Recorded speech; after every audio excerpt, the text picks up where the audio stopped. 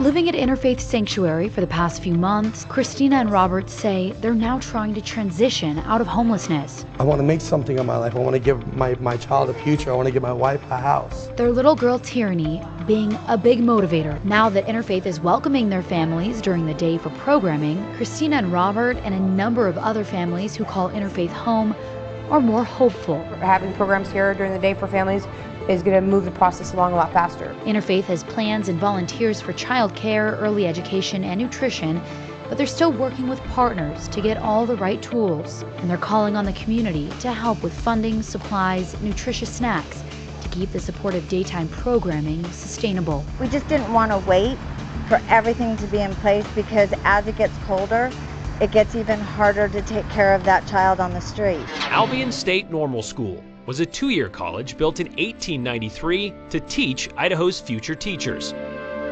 Yeah, 1950 was, I think, the last time they run.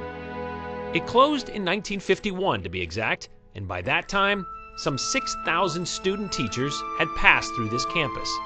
But some would say, some of them, and some of those who served them, didn't fully depart. Oh yeah, I've heard that. I peek around and I see this guy running into our house, no shirt on, just wearing jeans, totally out of it.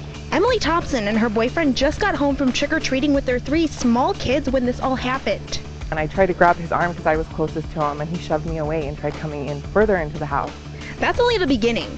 After they got him out of their house and locked the door, they see the intruder trying to get into their pickup truck that was parked in the driveway, keys still in the ignition. My boyfriend manages to pull him out of the truck, and then the kid ran into the neighbor's house. Well, I opened the door, and here this guy jumps in through the doorway. Larry Carter says he didn't know what to think. He tried to push the intruder out the door, but he couldn't. The suspect got around him and then ran into a bedroom. Once officers arrived, it wasn't easy getting him out of the house. It took 4 officers and multiple tries. They had one heck of a time with this fellow.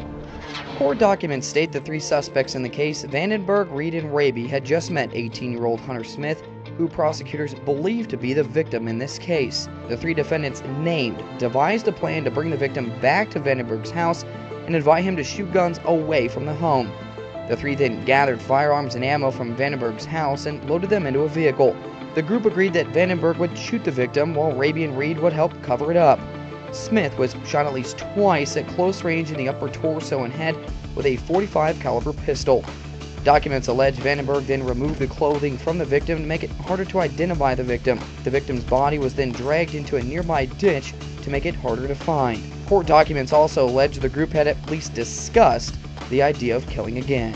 This is a story we've been following for more than 8 years. It was the night of June 30th, 2009, when then Private First Class Bergdahl, at the age of 23, walked away from his battalion in Afghanistan near the border with Pakistan. He was captured by the Taliban and would be held prisoner for the next 4 years and 11 months.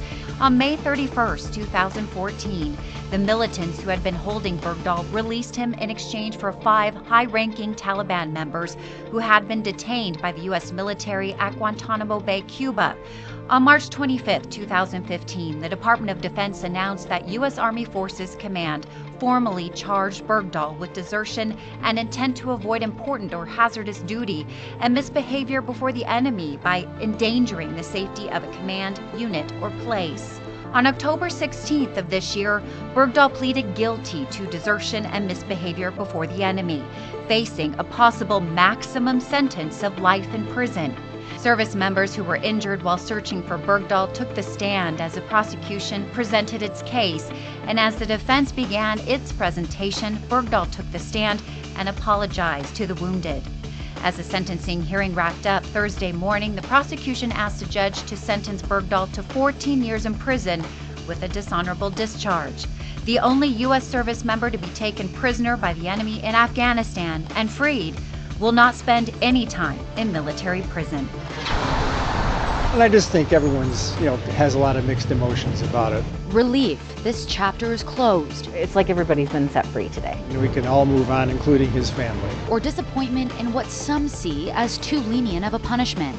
Mixed reactions out of Haley, Idaho today. And just talking to a few people, I think it's split 50-50 between those who felt that he should have had jail time and others that said the decision was correct. Since 2009, the community of Haley has been impacted in one way or another by Bo Bergdahl.